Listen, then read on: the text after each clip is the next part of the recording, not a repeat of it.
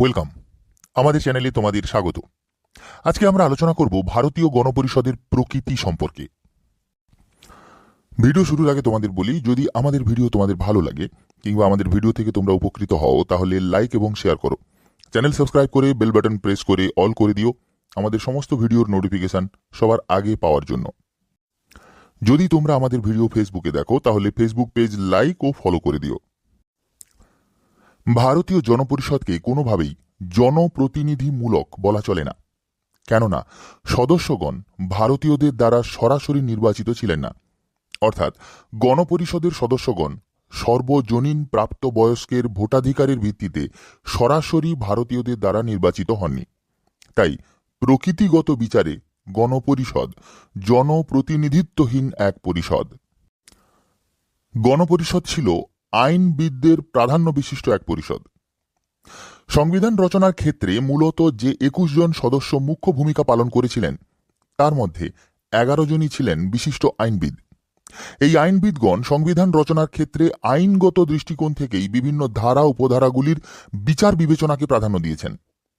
আইভর Jennings তাই গণপরিষদকে আইনজীবীদের স্বর্গ বলে উল্লেখ করেছেন। সকল রাজনৈতিক দলের প্রতিনিধি না থাকায় ভারতীয় গণপরিষদ সর্বজনীন চরিত্র লাভ করতে পারেনি। দেশ বিভাগের ফলে লীগের সদস্যরা পাকিস্তানে চলে গেলে ভারতীয় গণপরিষদ সম্পূর্ণরূপে একটি একদলীয় সংস্থায় পরিণত হয়। সোমনাথ লাহিড়ী কমিউনিস্ট দলের তরফে গণপরিষদের সদস্য নির্বাচিত হলেও দেশ বিভাগজনিত কারণে তাকে সদস্যপদ খোয়াতে হয়।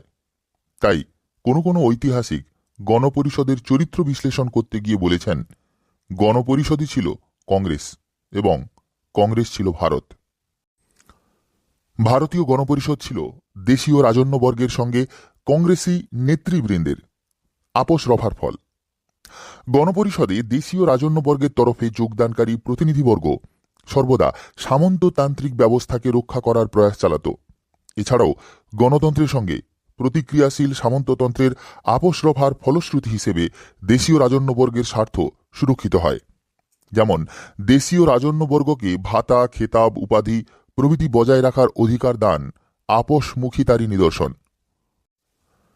দেশীয় রাজন্যবর্গকে গণপরিষদে ৯৩ জন সদস্য মনোনয়নের ক্ষমতা দেওয়ার ফলে গণপরিষদ তার গণতান্ত্রিক প্রকৃতি হারায়। দামোদর স্বরূপ শেঠ সমালোচনার সুরে বলেছেন, দেশবাসীর শতকরা ১৪ কর্তৃক পরোক্ষভাবে নির্বাচিত সদস্যদের নিয়ে গঠিত গণপরিষদ কখনোই সকল দেশবাসীর হয়ে প্রতিনিধিত্ব করতে পারে না।